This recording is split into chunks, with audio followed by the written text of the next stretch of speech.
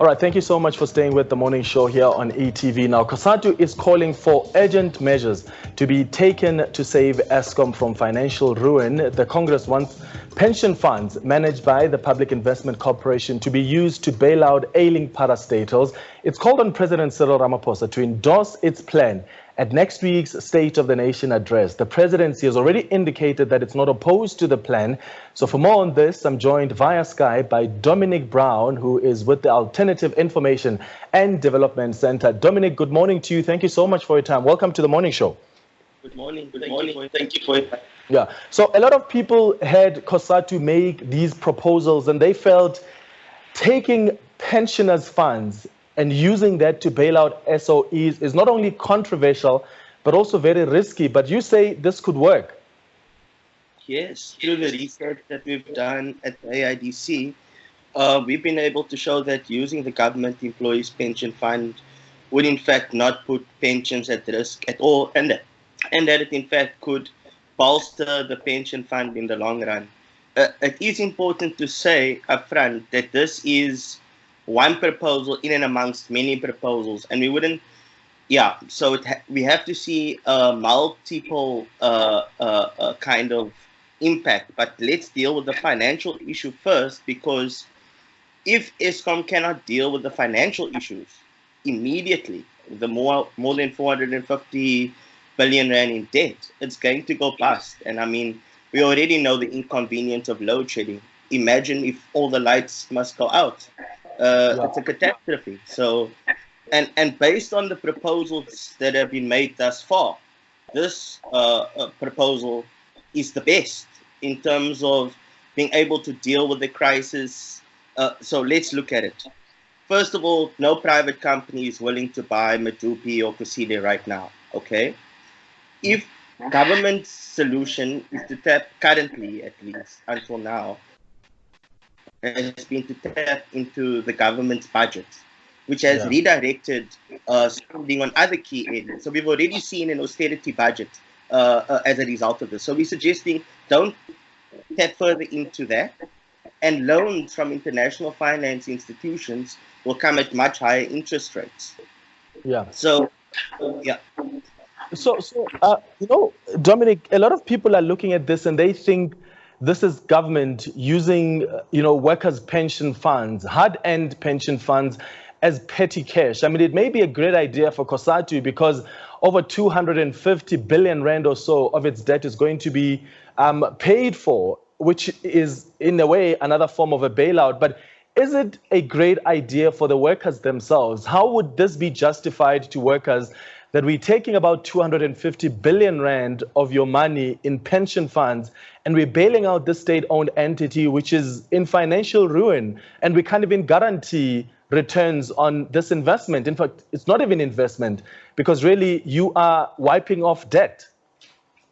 I would say that the way COSATU has made the proposal, and we're not endorsing all of COSATU's proposals, by the way. We're specifically speaking about the PIC one, and we support the call that it must come with conditions. Now, how does this benefit workers? The first instance is that when Eskom goes bust, the workers lose their jobs. In this way, Eskom workers are not going to lose their jobs en masse immediately. Secondly, we have to transition away from coal. Okay, by doing this, we create sufficient time for Eskom to transform itself to be a renewable energy public utility without having to seek another bailout in the next months or so. Okay, now the pension fund is a defined benefit, which means that all the pensions are guaranteed, those of current pensioners and those of future pensioners. And in fact, currently, if you look at the financial position of the government employees pension fund, it's more than 108% funded, which means that it can meet all its current and future liabilities, even if it uses some of its money. Now, if it reduces its money to 90% funded, which is in line with the government employees pension law, it would mean a reduction of about 300 billion from the government employees pension fund. Yeah. From 1.8 billion, yeah. Dominic, who will plug that hole? Because even if those pension funds are guaranteed, as when you look at where the PIC stands right now with the money that it has, the point is if you take 250 billion rand or so, there's a hole there. So who plugs that hole, especially because this is not like the PIC is investing in Naspers, for example, where it expects returns. So how do you address that issue of this hole that will be created as a result of this money moving from the PIC to Eskom? I mean, I would question the assumption that you make about the returns of investment on Naspers. Over 200 billion rand of the government employees' pension money is invested in Naspers, and I think that this is actually an incorrect investment policy. Being overly invested in the JSE is risky, particularly because it's overvalued. So in the long run, actually investing in the transformation of Eskom, not just a loan, or rather not just a bailout, a conditional loan that says you have to transform Eskom on these conditions, and one of them is to ensure that workers are not going to lose their jobs without being given another job. And if I can just say, each year, the pension fund has been growing on average by 40 to 50 billion rand.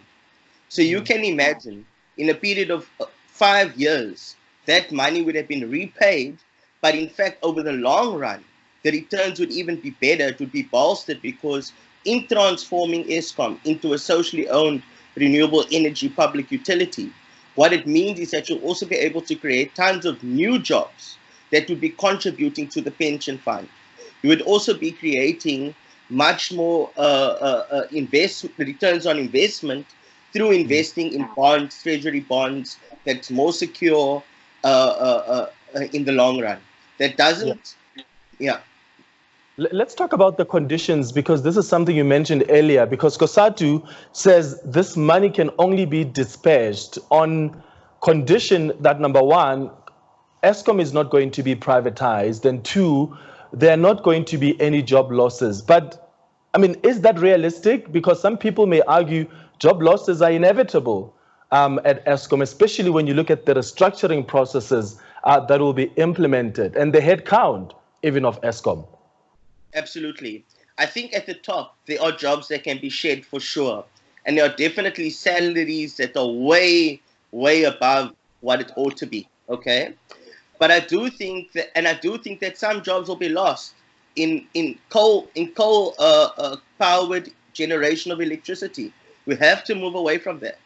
The point, however, is that we need to put in place a just transition that ensures that if you lose a job in the coal mining sector, that you will either be retrained to work in another job, and if you can't be retrained, they should, and you're not at pension age yet, because sometimes renewable energy jobs are not located where you are, so you won't be able to. You will have to be moved to get there.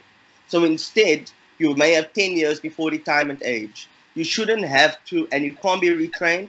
Then you should be able to be supported with a salary equivalent to the one that you've been working at as a worker. So yes, there are salaries that are overvalued. But when we're talking about the workers, those salaries are not. And they mostly are scared of losing their jobs, which is a fair situation, particularly given the amount of families that's supporting them.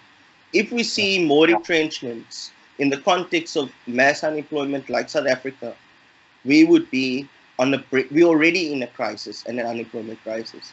So I think that COSATU is thinking about issues like how to save Eskom, how to resolve corruption, as well as how to create jobs is really impressive, and we should be encouraged by that. And I know it seems too good to be true, and sometimes we're being very critical because of how we've been doomed in the past, But through our research, we have been able to show concretely that through the AIDC, that you investing in Eskom in this way, with the conditions of transforming Eskom to a renewable energy utility, will bolster the Public Investment Corporation and bolster pensions in the long run, whilst also transforming this country and delivering the promise of 1994 of a better life for all.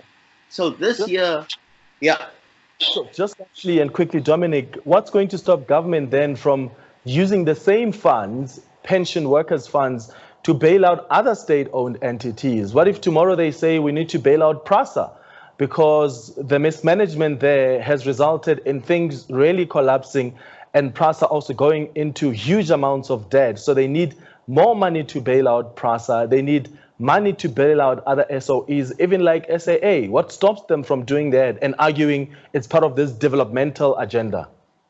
So that's what I think needs to be looked at, the investment strategy of the Public Investment Corporation. And we need to determine what investments are in the public interests, okay? What type of investments are going to create jobs, are going to address climate change in the most effective and quick way, as well as inequality, that is another major issue in South Africa, of course. So I think that we have to look at all of these issues as you're raising them on a case-by-case basis, determined by our investment strategy. And so when we look at Eskom, it's a clear-cut case. I think even looking at PRASA, it's another one that could be argued for, given how public transport is critical for poor people, all right? So this would have another added advantage. Public transport can also be used to be run on renewable energy, critical in transforming climate change. So I think that we have to look at it at a case-by-case basis. But the first thing is that pensions must be guaranteed. Once pensions are guaranteed, we look at what can we do with the surpluses to invest in the public interest. And I think that's the way we must look at it. And of course, we have to wipe out and eradicate corruption. Wasteful expenditure and corruption costs people billions every year. And the proposals that we're putting in place on the research includes thinking through these. And of course, you can never guarantee that it's foolproof because it's a difficult issue to deal with, right? But what you can do is put systems in place to ensure that accountability and transparency are there. Dominic, thank you.